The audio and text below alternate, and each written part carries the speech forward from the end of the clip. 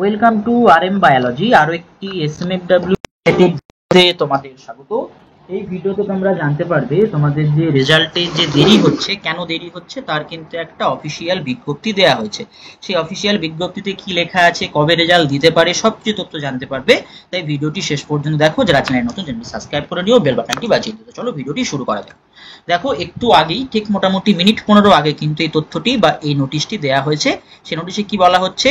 Due to unavoidable circumstances, publication of merit list followed by the counseling in regard to State Medical Faculty of West Bengal Entrance Examination 2024 for admission to different paramedical courses for the academic session 2024 to 26 has been deferred until further order.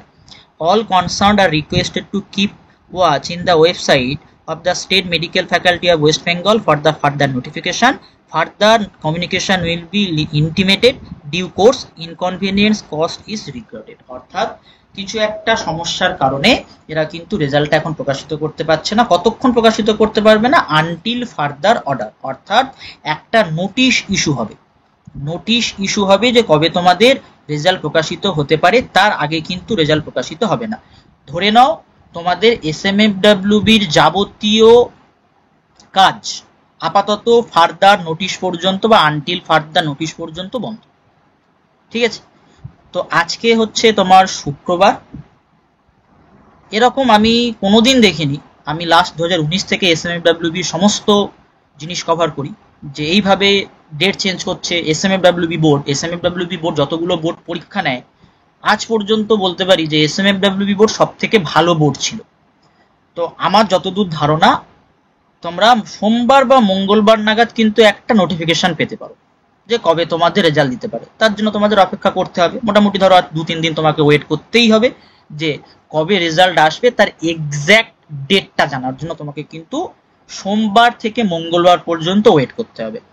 তাই অযথা tension আর করো না, বারবার website check করার দরকারও নেই।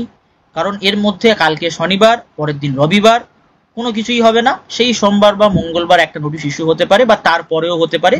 তো ধরে রাখো মোটামুটি তোমার ফার্স্ট উইক অফ অগস্টটা গেল, মানে 7 তারিখ পর্যন্ত আশা করতে পারো যে তোমরা মেরিট লিস্ট পেতে পারো।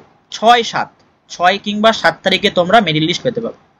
ঠিক আছে? বা একটা নোটিশ পেতে পারো। মেরিট লিস্ট বলা ভুল বা বলা ভালো, তোমরা একটা নোটিশ পেতে পারো কবে পাবে তোমাদের মেরিট লিস্ট, বা তোমাদের কাউন্সেলিং কবে শুরু হবে, যে অফলাইন কাউন্সেলিং হয় কবে শুরু হবে তার তথ্য পেতে পারো 6 বা 7 তারিখ অগস্ট মাসে। তার আগে কিচ্ছু পাচ্ছ না।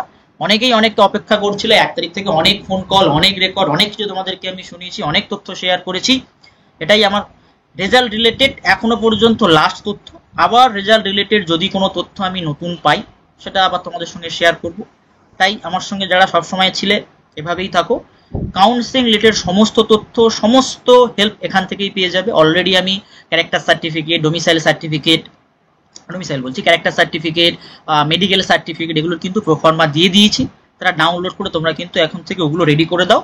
সময় কিন্তু বেশি পাওয়া যাবে না, যেহেতু এখানে একটু অসুবিধা হয়ে গেল, ওখানে কিন্তু সময়টা একটু এরা কভার করে দেবে। কারণ এদের একটা ডেট থাকে, একটা একদম এক্স্যাক্ট ডেট থাকে যেখান থেকে এরা ক্লাস শুরু করার চেষ্টা করে, সেটা হচ্ছে সেপ্টেম্বরের কিন্তু 1 তারিখ। তাই হয়তো কাউন্সেলিংটা খুব তাড়াতাড়ি করিয়ে নেবে, যেটা একটু ধীরে ধীরে করে করাতো সেটা তাড়াতাড়ি করিয়ে নিতে পারে।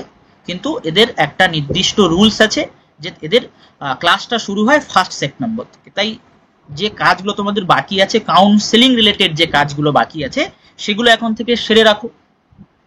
বোঝা গেল? তো আজকের ভিডিওটি এই পর্যন্ত।